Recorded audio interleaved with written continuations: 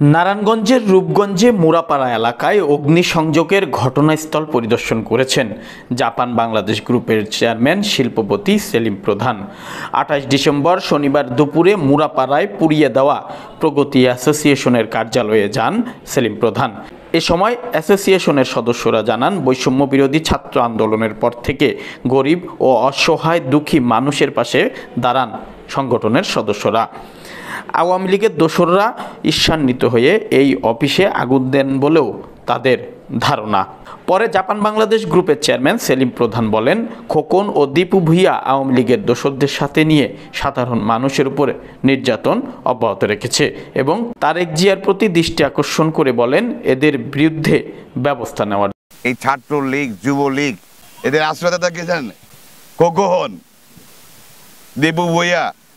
তারেক রহমান সাহেবকে অনুরোধ করব, আপনি প্রতিটা জিনিস যাচাই করে করেন। আমাদের সাংগঠনিক সম্পাদক, আমাদের যুগ্ম সাংগঠনিক সম্পাদক গত দুদিন আগে হাসনাত আবদুল্লাহর সাথে একটি ছবি পোস্ট করে, এরপরে দুদিন পরে আমাদের ক্লাবে আগুন।